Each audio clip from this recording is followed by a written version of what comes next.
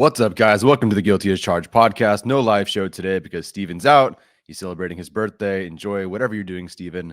Have a blast. I keep hearing about this Chargers roster and how it's, the most attractive opening and whatnot for various reasons, but it tends to be centered around Justin Herbert. But to me, looking at the Chargers' future, I don't know if it's as attractive as people make it out to be. And I certainly don't think uh, this roster turned out to be at all like we thought it would be at the start of this season. I think even though there are usually some disappointments and some, surprising players as well, I didn't expect this many disappointments. I didn't expect this roster to be looking so different next year, given injuries and regression, disappointments, things not panning out, etc. So I wanted to just take a moment to look over this roster and, as I've titled it, like how bad is this? How bad is this roster? Because we thought it was more talented than it was. I think the Chargers thought it was more talented than it was. And then it turned out to, in almost every area outside of Herbert and maybe Thule and Khalil Mack, nothing really worked out like you expected it to, or at least in a positive way. So let's get into it. Let's get into this roster real quick. Sort of the outlook as we look ahead to 2024. All righty. So we'll go through this pretty quick. So quarterback, Herbert's the one that's locked in. Duh.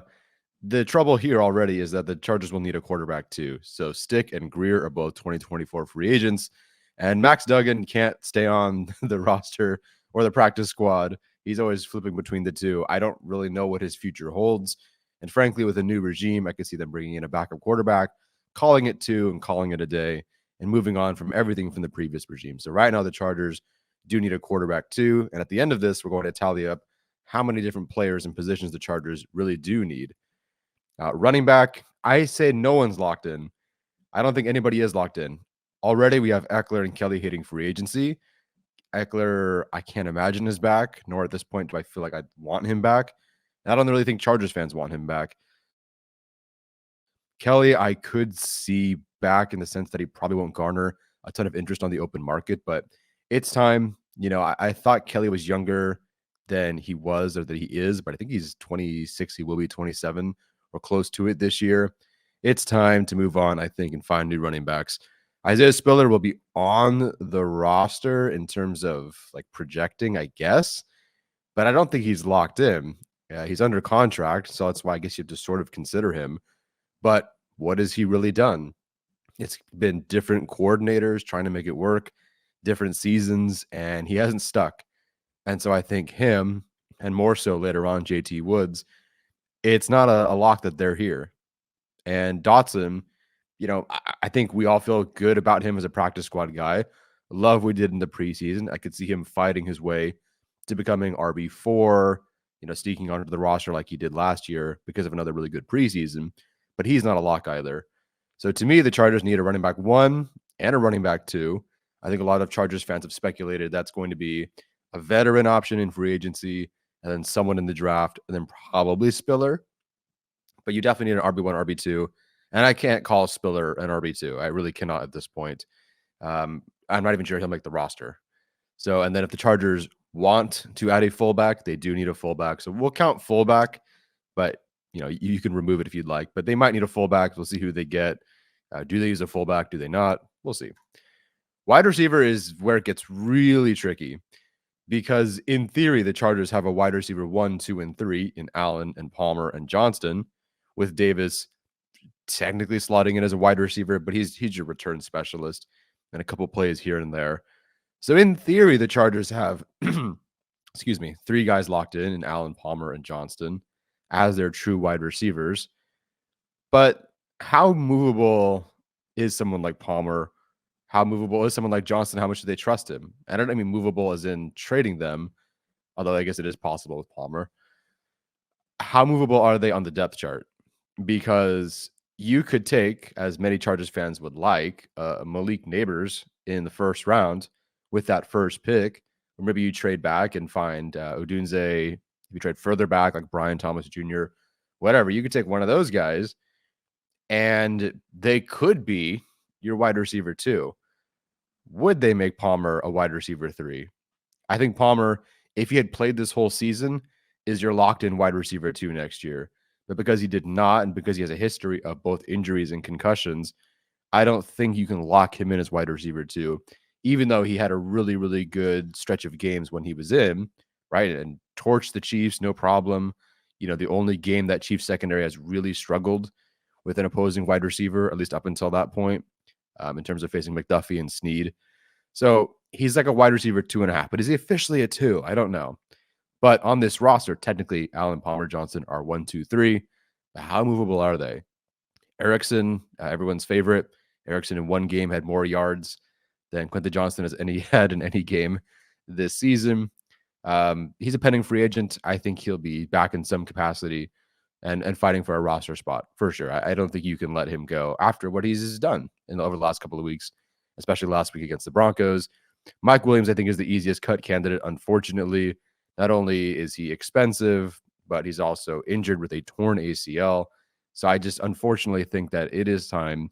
You did take Quentin Johnston. You can't have Williams out there again, or hope he's out there again.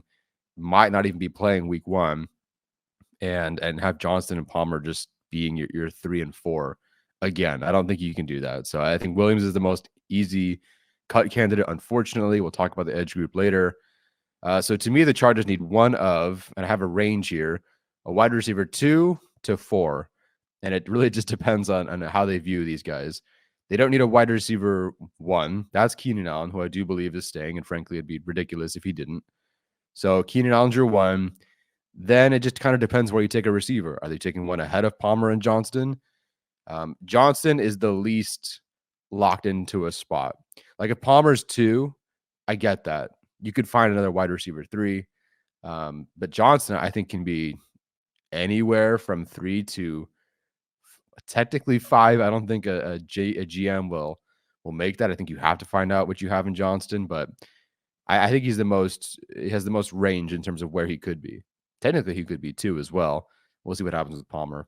But yeah, I got to figure something out over there. They have to add a receiver, so they'll need one receiver. So I don't know which slot, they'll take a receiver.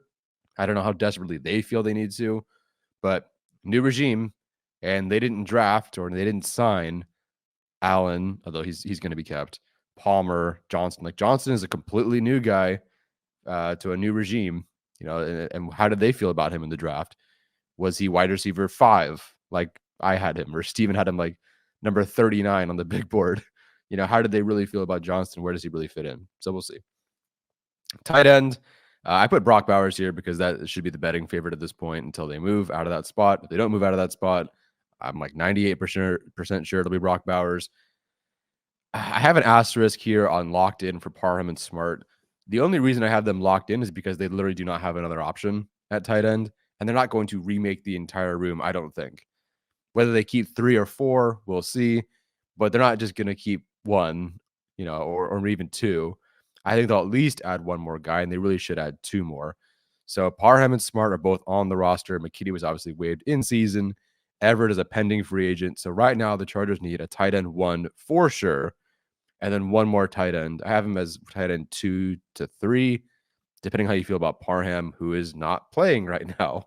So the Chargers could definitely use 2 tight ends. And frankly, if Parham is your tight end 3 and you get yourself a tight end 1 and a tight end 2 in some combination of, let's say Brock Bowers and another pick, or Brock Bowers and a cheap free agent, I'd get it, because this whole room needs a whole makeover. Offensive line, this one's unfortunately, I think, easy-ish to work through. Will Clapp is on IR, so we thought, okay, maybe he'd be back. Good backup, veteran guy. You need some presence out there. Let's say if you take a Powers Johnson in the second round, good to have your veteran out there to help him out. Well, he's on IR, and he's a pending free agent. Corey Linsley, it looks like retirement. Not entirely sure, but it seems like that's the case. They've talked about, he's transitioning into a different role. So unfortunately, I don't see him playing for the Chargers next season. And I think unless something gets cleared that we're not aware of and all's good to go, yeah, I think you're looking for a new center. And then I think the Chargers are going to work with Slater and Pipkins. We'll see how Pipkins finishes this last game against the Chiefs and their backups. But I think that they're kind of quote unquote stuck with Pipkins. And maybe they feel like with a better tight end, with a better pass blocking scheme, and a protection plan, that Pipkins will be better. Another year next to Jamari Sawyer, who I believe will start. Yeah, I really don't think there's any changes to the starting group except for center, which will literally like just there's no other option unless it's Hymus, who I have an asterisk next to, but I think you got to go get your long term guy. But we'll see. Hymus didn't allow pressure, I think, his last 2 games. So we'll see if it works out. So the Chargers needed a swing tackle with Sarah leaving and a center of the future. All right, moving on to defense. I think you have like 2.25 of these guys locked in. One's Thule, the other was Khalil Mack, and then Chris Rumpf is on the roster, and I don't see why you would ditch him for another edge 4, but you definitely don't consider him edge 3 going into this year. Bosa is another potential cut / trade candidate. He cannot stay healthy. He is great when he's on the field. He's rarely on the field. He's hurt every year, unfortunately, and the Chargers are spending too much money. So it's going to be a nasty one because of the dead money and what they'll have to work through to move him. But it's time. And I wish him the best wherever he goes. If he does go somewhere, we'll see if retirement's on the table for him, given the number of injuries. But I don't know. We'll see. So I think the Chargers will add one more edge rusher. I think it's Thule and Khalil. Khalil obviously starting. Thule as your second guy. And then I think you find like an edge 2.5 or 2B, like I have here, if possible. If the Chargers trade back to 12, and for whatever reason, Laiatu Latu is sitting there at 12 for them to take, you go ahead and take him because he's probably one of the 4 or 5 best players in this class, in my opinion. But, medical pending. We'll see, which has been an issue the last 2 years, but got to check those boxes. So, yeah, I think you're looking for one more edge rusher, whether it's someone to mix in a lot with Thule and Khalil or just be a solid edge 3 ahead of Chris Rumpf. Interior defensive line. This one, geez, dude. Morgan Fox, Ogbonia, and Matlock are your 3 guys that are locked in. Fox is locked in. There's no reason to cut him, honestly. Even if he's not your starting defensive tackle, no reason to get rid of him. I still don't understand why the Chargers refused to play him. He would have, I think it was like 4 pressures and 2 sacks or whatever it was against the Cowboys. And then he played like 11 rush snaps the next week, which is just so frustrating. But what else is new? Staley and the defensive line that have more question marks than I can possibly recall for any coach and position group for the Chargers in quite some time. Ogbonia, I think, will be a kind of co-starter. Matlock, I don't believe he'll be a starter, but you do, I think feel good about him and what he can do in the future. But he is a day 3 pick and not this regime's pick. So we'll see. Bash waived in season for a variety of reasons. Austin Johnson, not quite the same after the injury. He'll be a pending free agent, and Hinton's a pending free agent. The Chargers do have some options, of course, on the practice squad, Okoye, Gerard Clark, etc. But I won't exactly count them in just yet, especially with so much turnover on the defensive side. So to me, the Chargers, in some way, shape, or form, need 2 interior defensive linemen. That's either a defensive tackle and a nose tackle. Maybe they need 2 D tackles or whatever. However they decide to name these players, I don't care. They need 2 more. I think at minimum, you could argue 3. There have been times they've carried 6 defensive linemen or interior defensive linemen, but at least 2. As far as linebacker goes, this is the tricky one. Henley and Neiman are your guys that are locked in. Regardless, Henley's on the team. Neiman, regardless of what his role ends up being, he'll at least be on special teams, which is where they'll keep him. Maybe not for fake punts, but otherwise his role will not change, especially if Ryan Ficken is still around. Murray, I think, is gone. Kendricks is the interesting one because I feel like it's a possibility they keep Kendricks. Either that or they swap the contracts basically and they cut Kendricks and sign Murray to what's probably likely a cheaper deal than what Kendricks would be on. So we'll see. That one's interesting because you can't roll into the season with Henley and Neiman as your starters and with no other guys on the roster to really back them up. But I don't know. We'll see what happens here. Agbang Wamiga, pending free agent. So to me, the Chargers need a veteran starter at linebacker. Find their version of what the Chiefs got for Drew Tranquil, which is about $3 million. Go find that guy. Slightly above a Troy Reader, veteran minimum kind of replacement, but you need someone out there. Henley has barely played. Neiman has not been ever really a true starter. I think he's flashed in the games that he has played this year, but still need that veteran guy out there who's played many games, many years, many tackles, etc. So they need at least one veteran starter there. Secondary, what a dumpster fire this past season. I think that, to me, even if a third of this falls on, the secondary and the players themselves, I think the majority of it falls on the coaching, the carousel, the inability to adjust, making things too complex, the rotations, the JC situation, all that sort of stuff just did not work out. And unfortunately, the Chargers did very little to prepare for any kind of turnover because they did not sign or draft a DB until basically they needed to when they signed some safeties and Bassey, et cetera, at like a midpoint in the season. So right now, the only ones that are locked in, and I do think Derwin is locked in. So we have Derwin, Asante Samuel Jr., Dean Leonard, and Jaw Taylor. The back two, I don't think are considered starters next year, but you still have them for special teams. You do not remove them. It works on special teams. You keep them. Can start in a pinch. I'm glad they've played some snaps this year, so at least they have some sort of experience in case they need to. But you're really looking for a lot. Gilman's a pending free agent. I think that he returns, but we'll see with a new regime. If it was the same one, I think Gilman returns. Without them, I don't know. And same thing applies to JT Woods, who maybe sticks around because he's literally under contract, and therefore that's the reason he'll stick around. But he's played 91 defensive snaps in 2 years for various reasons, not being able to play physically, or because he could not get it together football wise.